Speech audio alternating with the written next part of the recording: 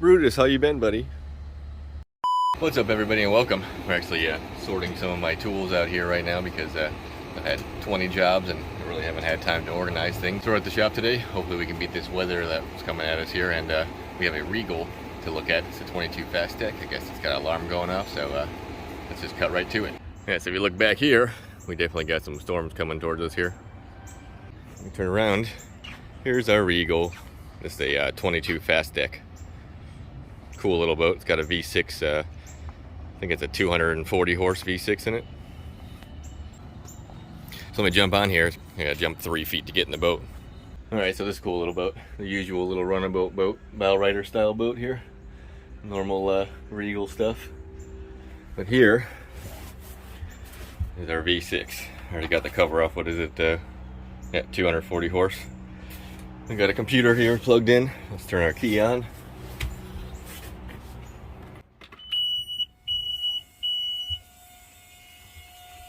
Alright, so if we look at our codes here, we got long and short-term fuel trim. That could be multiple things here on this engine, so let's start it up and take a listen.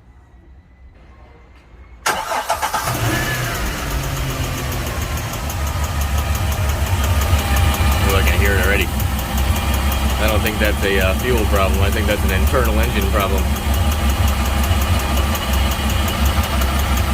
It's got a pretty bad tick.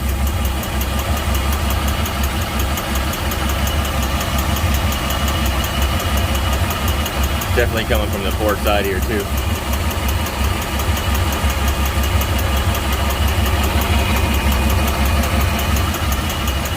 Alright, so we're gonna have to go old school here. It has nothing to do with the computer, I don't think. I think we got an issue with a compression or a valve or something going on in there, because you can hear it. But there's a starboard wall here that Regal puts in place that has all the wiring on it. We're gonna have to take that out of the way just so I can get to my spark plug wires that are down here. So let me get this wall off here. So here's where our batteries are at. There's that wall on the other side of the motor there. Looks like I gotta take this piece out first, and then I should be able to, looks like there's another one on the floor there holding it. So we take that out, take this piece out, and I should be able to move this out of the way. All right, now I can get my arm back here to get to those spark plugs on that side. If you look, I actually had to remove this hose here and move that battery, push that tray up out of the way there, and that ground block that's right there. So I had to undo that to push it out of the way. Alright, so I got that wall out of the way. I stuck my hand down there to pull the spark plug wires off so I could get the plugs out of the hole to see what was going on. And I realized the very back cylinder there, the spark plug wire was actually just sitting on the ground there. So that knocking you hear and the ticking noise was actually just coming from that cylinder not firing. So I plugged them all in. Now let's fire it up and see what it sounds like.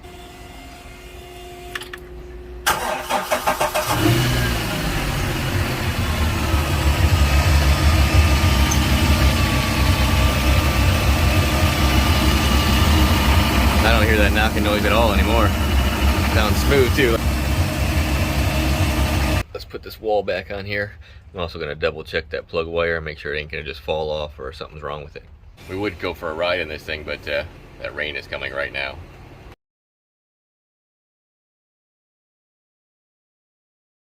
Alright, it's after lunch now, and this rain crap doesn't want to let up, so we're gonna stall out on our Regal here.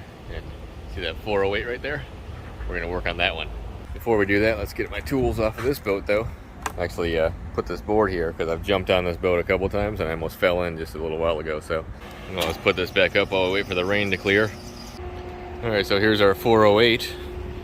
If you look right there is the new version of it, the 428. This one's only got 3 motors. It's an older one, it's got 350s instead of the 425s. Let's jump on here. That one does look impressive though. I do like the 408 here. This thing is pretty awesome also. Alright, so on this one, I'm going to try to stay out of the rain here. Well, right away, I was just going to turn it on so I could put the awning over it. I'm going to plug it into shore power first so we can get these batteries charging because it looks like they're dead. Alright, we got our shore power plugged in now. At least good start here. Alright, let's turn on our battery chargers. The horn just went off because the battery is dead, and that does a self-test when it does that. Turn on some air conditioning too, even though it's raining, it's humid as crap. All right, let's see what we got here now. There we go, that's better. Be quiet. So we got good voltage now. I just wanted this so that I could put this awning out so we don't get wet in this weather here. All right, let's put our sunshade out.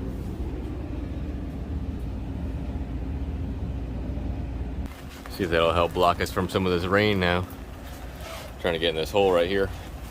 All right, well, it's coming down pretty good here. We might have to stall this out too, but our generator right here, if you look behind it, that's the Seakeeper. The only way to access that is if I pull this generator out of here. So what I have to do is the usual, undo all of the connectors, all that stuff, and slide it out on this tray here so we can get it up and out of here. Well, it looks like the rain's not going to let up for me, so I guess we're getting wet. So let's get that generator out of the hole here. So I guess we'll start on the port side here. This box right here, we're going to undo this so we can get the wiring out of it and get the wiring out of the generator on that side. So I'm going to do that first. All right, before I remove the wiring, this one being a Pursuit has 4 wires here because we have 2 neutrals and 2 hot. So we have 120 volts and 120 volts. All Pursuits run on 240 volts. All right, I'm gonna try to film this and not kill my phone with the rain because we're getting wet here. So this is the wiring I just pulled out. We got it pulled out of our hole here, tie it out of our way. This is an old school generator because instead of having boost boards and everything, it has this old style green board. Does the same thing, but this is how they used to do it. The plate that goes over here. We've changed a bunch of these out. This has probably been revised, and that's why it's still working good because they updated them and had no problems after that. We have to pull this box from our screws here because I got to pull some of the wiring out of this that's attached to those gray lines over there. All right, so I got this out. This one is actually our gauge right here. I know what these wires do, fortunately. So got our fire buoy we got to unhook. It's our fuel pump and our fuel sender we got to unhook. I got them all loose back here so we can just pull them out after I unhook them here. So let me get these unhooked. We can get this out of the way. All right, so we got our electrical out of the way here. All of our wiring's tied up. Got it taped out of the way. Now let's get our raw water fitting off of here. We'll get this off. Here's our fuel lines here. We got to get those off. This actually is just our oil drain hose. Right here. All right, let's get our fuel lines off here. We'll pull it off and put a bolt in it so we don't lose a bunch of fuel.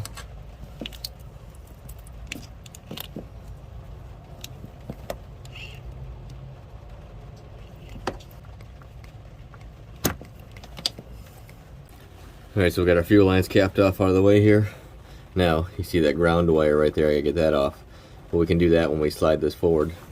The last thing here, well, there's 2 things left here really. The power and ground. We've got our antifreeze on this side right here. We're gonna undo those. And when we pull it forward, we also got our siphon brake hoses that go to the very back. So let me get these off here.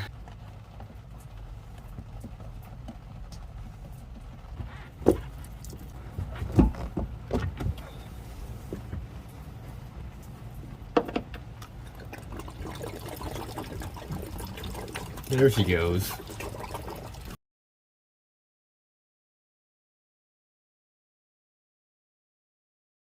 Alright, so now we can unscrew it from our floor here and see if we can move this tray out.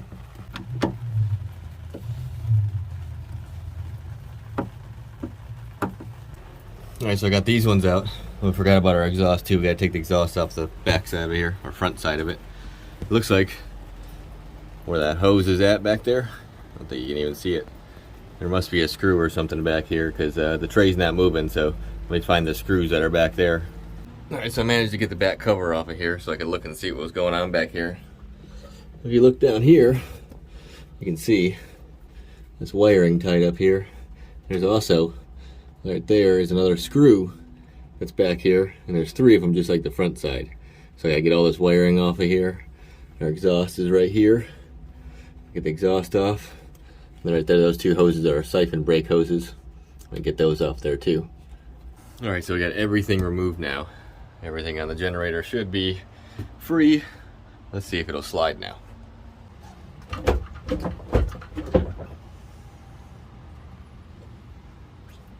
There she goes.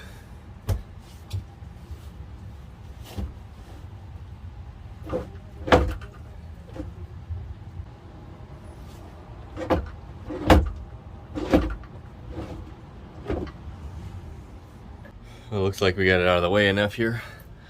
You can get to that Seakeeper now back there. All right, let me go talk to the boss, see if we want to get this thing completely out of the boat. We got to take it off its mounts, or we're going to leave it right here so they can get to it from here. If this is enough room, I'm not sure what they're doing. So I'll be right back with you. All right, so what we're doing is turning it around so that we can get the big forklift in here, get this generator out. We're actually going to take it out of the hole here so that they can get that Seakeeper, get to all the components on the Seakeeper with ease.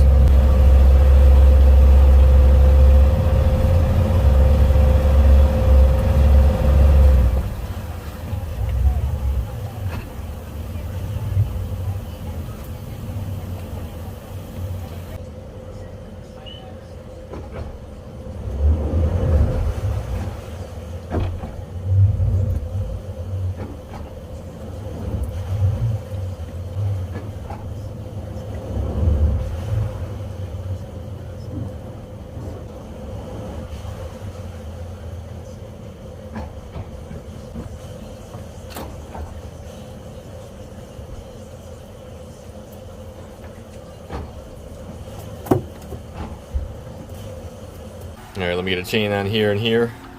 And I'm gonna unbolt it from these. That way we can lift it up just on its shell here. Leave this tray, because I don't think it's gonna fit by all this stuff here. We're chained up. Mm-hmm. All right. I got those mounts. Go ahead.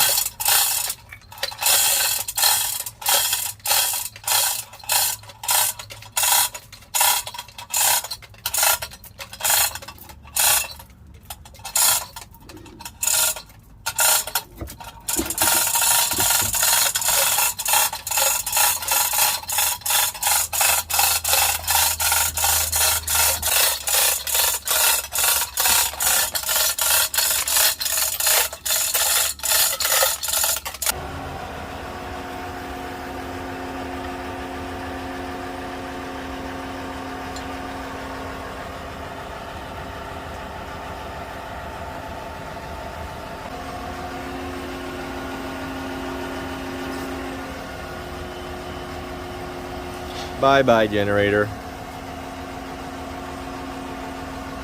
All right, now they got a perfectly clear shot to get to their Seakeeper back here. The generator is gone. Have to definitely clean all this out before we put it back in.